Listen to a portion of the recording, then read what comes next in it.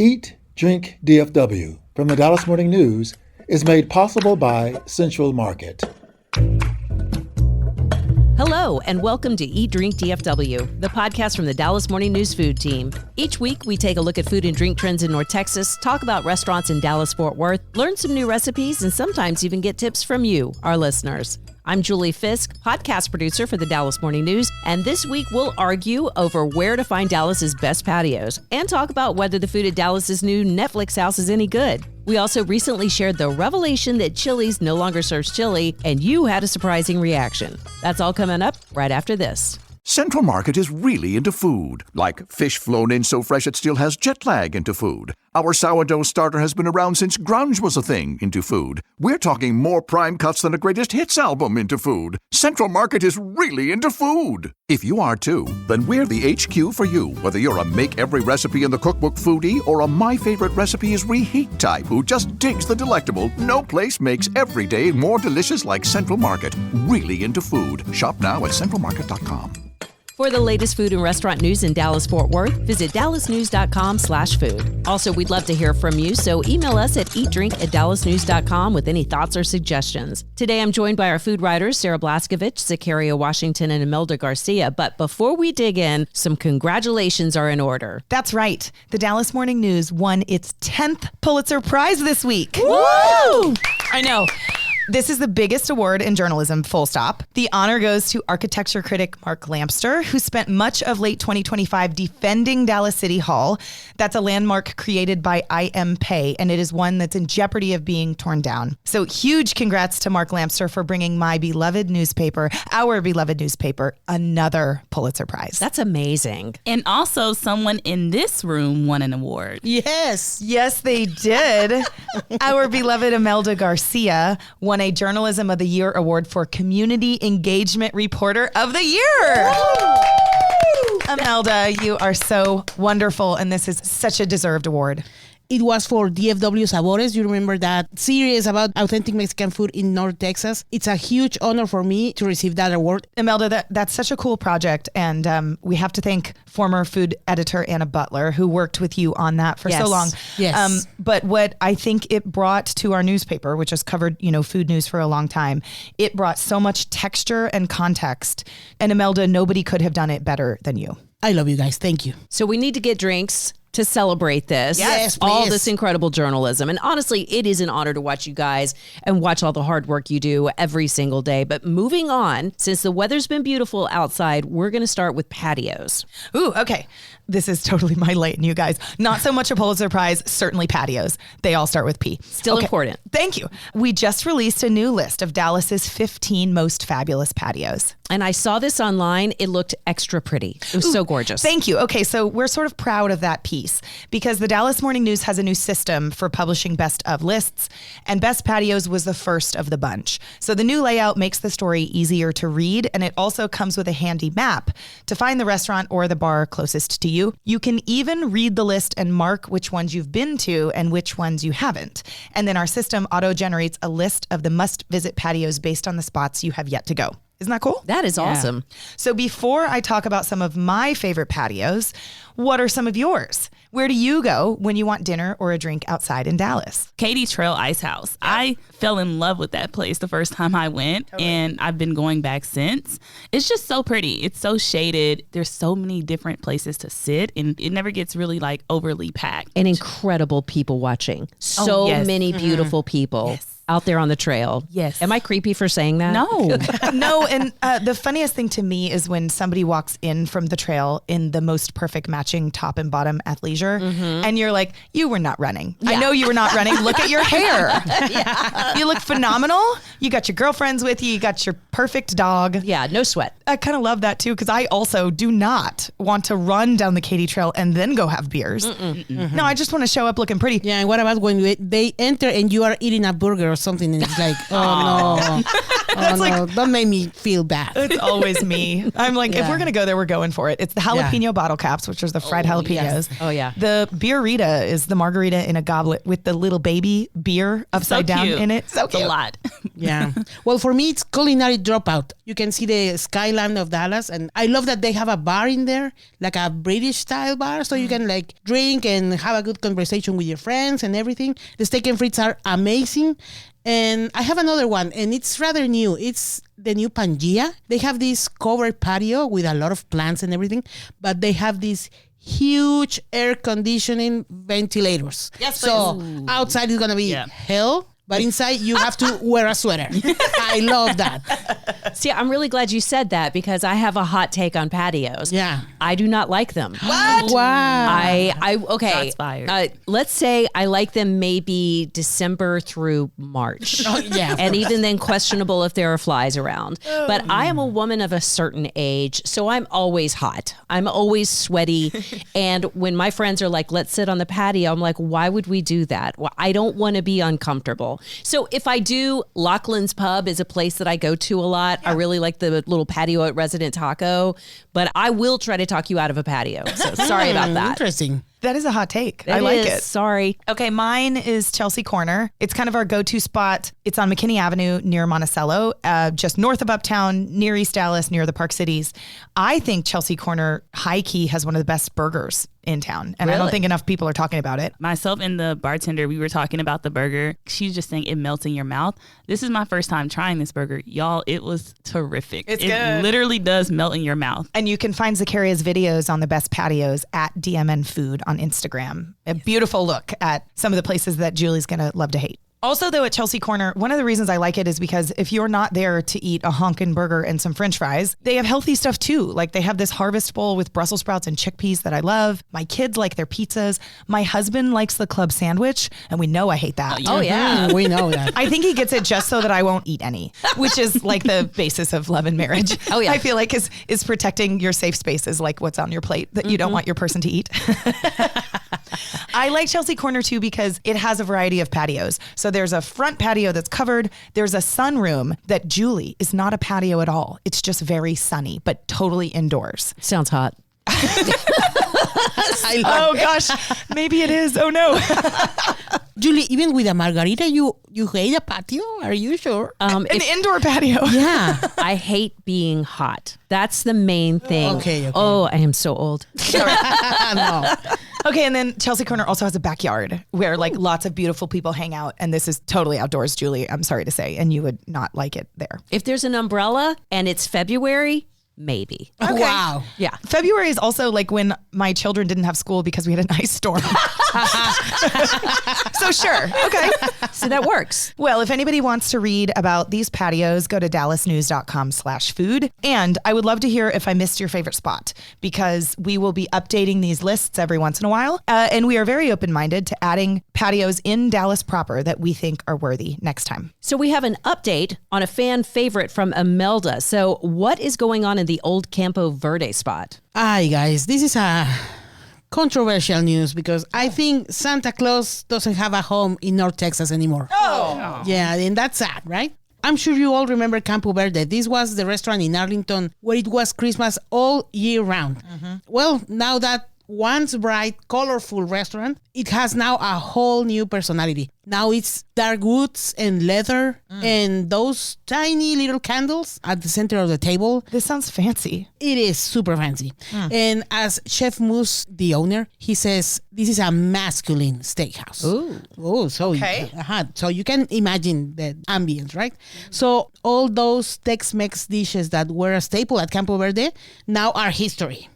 Now you can order a lobster tail, a Texas Wagyu, a tomahawk, a Scottish salmon. So it's a whole new concept. So Chef Moose acquired Campo Verde in early 2025. This was the restaurant that was open since 1983. So it was kind of old. In 2025, he bought it and then he reopened it in June of last year with the same Christmas theme, the same food, but elevated now. But he didn't get the response he was hoped for, so he decided to change the whole concept. And well, now it is a seafood and steak restaurant. Imelda, what's the name of this steakhouse? It's called Theodore's, and it's inspired by President Theodore Roosevelt. Because Chef Moose is a big admirer of him.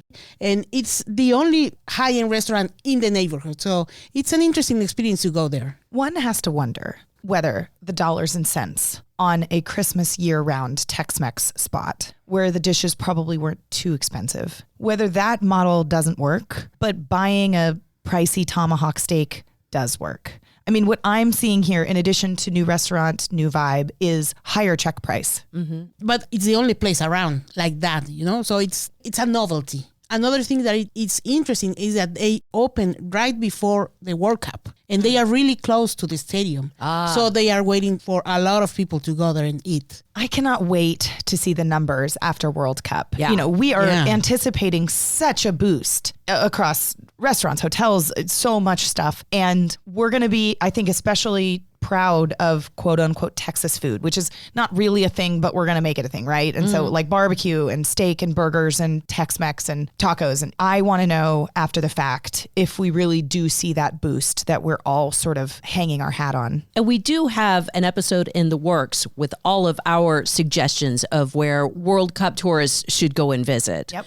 So Zakaria, speaking of which, you tried a place I've been really interested in. Yes, it's called Netflix House Dallas. It's a tourist attraction that opened in the Galleria Mall. It reminds me of like a museum of Netflix, and all of its shows like interactive and immersive. It's really awesome. So it's not a movie theater or a place to go watch Netflix No. shows. It's like you're walking through the set of all these different shows. When I was there was stuff from Wednesday, from Bridgerton, but I actually went to try some of their food. And so they have a restaurant inside the attraction that's called Netflix Bites. And they have all these different foods and stuff that's based on the shows.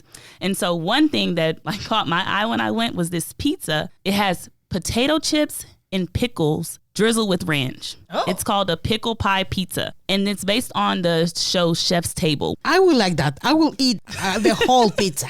That does sound like something for Instagram. The whole experience, in my opinion, is very Instagrammable. Is Netflix Bites a sit-down restaurant? Yes, it reminds me of a food court. Like you have the whole museum or attraction, right? And in the middle, there's like tables, and it says Netflix Bites. It's got to have waffles, right? There's no waffles on the menu. Wow. I didn't see any waffles. I feel like obviously for Stranger Things. Yeah, I was trying to think, what are my favorite Netflix shows and what food must I have? They had like these chicken bites based on Squid Game. So you have a little spinner and you spin it and it tells you which sauce to dip your chicken in. It's called, the dish is called Red Bite, Green Bite. Oh my. Yay. Well, it like gamifies your attendees' experience. Yes. That's a long walk though. I'm sorry. I saw you holding this huge Yes. pretzel. It's called Netflix Plot Twist. It's just a big Bavarian pretzel that's served with jalapeno queso and honey mustard, and is bigger than my head. Whoa. It definitely sounds like they're targeting kids. Are the Bridgerton items sexy? I Yes, want to know that. there's a drink called the Taste of the Ton, and it's this pretty like lavender drink. Is that a cocktail? It's a cocktail. Oh, okay. So Yes. you can get drinks. Oh yes, you can get cocktails. They have mocktails. Well, and if you're watching Bridgerton, please be of a certain age because that show is so steamy. Oh yes, not for children. So you can find all of these stories and more at dallasnews.com/food. We're going to take a short break. And when we come back, you had some seriously hot takes to the news. Well, it's old news that Chili's no longer serves chili. And we're going to share some of those right after this. Central Market is really into food. Like when we say cheese, it's in 12 languages into food. Butchers, bakers, and sushi roll makers into food. We're talking so obsessive about quality you can shop blindfolded into food. Central Market is really into food. If you are too, then let us turn your shopping list into a treasure map. Get inspired, get adventurous, or just get a chef-made dinner when you've got more taste buds than time. No place makes every meal more amazing like Central Market. Really into food. Shop now at centralmarket.com. Coming up, we're going to discuss the surprising and oddly large reaction to a no chili Chili's. But first, a quick reminder that you can always reach out to the Dallas Morning News food team at eatdrink@dallasnews.com. We love hearing your thoughts and we'll sometimes even share them on the podcast, even when they're angry. So, Sarah, you have a newsletter. In fact, do you want to share those details for anybody who wants to join it? Oh, yes, please. Okay, so go to dallasnews.com/newsletters. Under topics of interest, you're looking for two of our newsletters. Eat Drink DFW is Imelda's newsletter that publishes every Friday, and Restaurant News is my newsletter that publishes every Wednesday. Both come via email. They are free to get, and they just help our readers stay informed on the food news every week. And a heck of a lot of people are already subscribed to these newsletters. So if you haven't yet, get in there, because this is a fun way to stay connected with us and be smarter and cooler when you go to happy hour with your friends. Yeah. All right. So last week on Wednesday, I reminded our readers that Chili's no longer serves chili. And in that email newsletter, I said that I'd never wanted chili from Chili's until now because I can't have it. So I jokingly asked if I should start a petition or maybe write my city council person. And here's the amazing part. A lot of people thought that maybe I should. What? Yeah. Wow. This is not some small thing. This is a big thing, according to a tiny but loud audience of people. So let's read some of our favorite comments. One reader said, the only thing I will order at Chili's since 1975 was an old-timer with a bowl of red to dump on it because the chili burger did not have enough chili on it. Now I have no need to return to Chili's. Oh my God. Wow. Fighting words. Bowl of chili to dump on her burger. Hello. Maria told Sarah, I actually noticed the loss of the chili immediately. Beyond becoming incensed, I declared that if they couldn't bother having chili at Chili's, then they clearly didn't need my business after 40 plus years for false advertising. Oh my God. What? Wow. Do people not know about the baby back ribs? Like, they're amazing. Wow. They're amazing. Wow. Or the chicken crispers, which is a whole other thing. Yeah. I don't want to open that can of worms. Okay. I've got one more to read. Jeff brought my favorite email, and it's a little bit long and worth every second. Okay. Sarah, he wrote, the nation needs your help here. Yes, Sarah. You are our champion as always. You guys, I take food really seriously, and it's people like Jeff who make me feel not crazy. No, I feel like you need a cape. No, And a mask. but thank you. Okay, Jeff says, Chili's is missing an opportunity to continue its successful return to the glorified simplicity of yesteryear by adding chili back to the menu, maybe for a limited time only or on an annual basis. I like that. He goes on. Months with burr in them. September, October, November.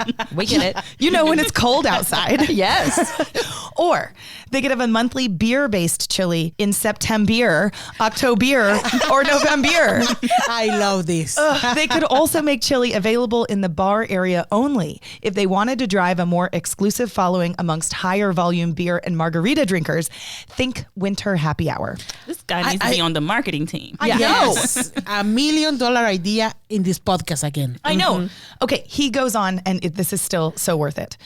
Jeff says the pricing needs to be right, though, so that they don't lose money from what could have been a burger sale. A great point. That's easy to do, he says. Small sampler, quote, shooters at $2 for a trial. And then you could get a deluxe bowl of red for an entree for $8 or $9. And your add-ons are $2 to $3 each. So like you get your bowl of red for $8 or $9, but then you also want, I don't know, cheese or hot sauce or something like that. Maybe some scallions.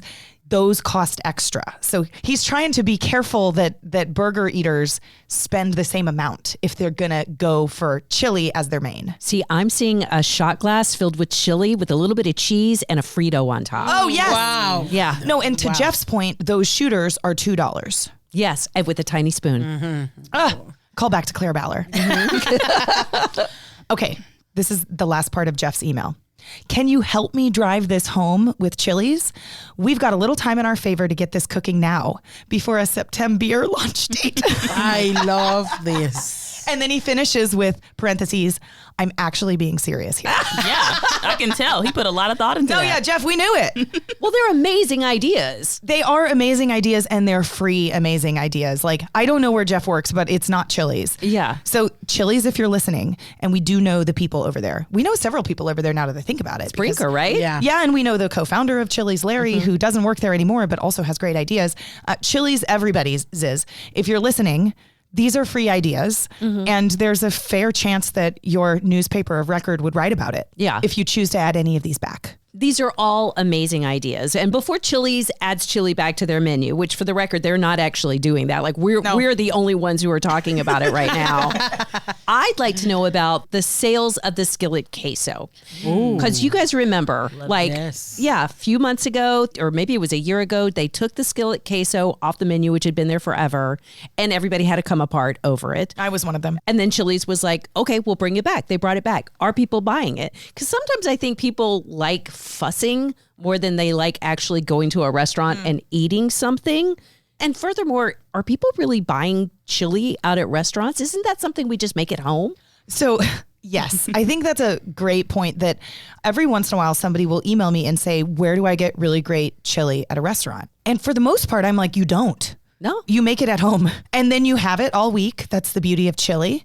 You heat it back up. It's better the second day and the third day. And so the fact that Chili's was named after a dish that's way more famous to be made at home than it is in a restaurant is surprising to begin with. But what isn't surprising is that people didn't buy it that much. Yes. Yeah. I'm like, if people were buying it this much, they would still have it on the menu. Totally. And for the record, if you don't want to make chili, they do have a really, really good one at Central Market. Ooh, that's actually a good tip because I don't really know where to get great chili. Tolbert's in Grapevine is a place that people talk about a lot. But other than that, it does not have main character energy. I mean, there's Wendy's. I also just make taco soup at home. Is that the same as chili? Does that count? Oh, no, because chili is more like taco soup is kind of a stock-based thing, and chili is just like meat and beans, essentially. I think it's a chili cousin. It has to be. It tasted a lot like it. I am trying to think if I have ever eaten some chili, some good chili, and I don't know. I don't remember.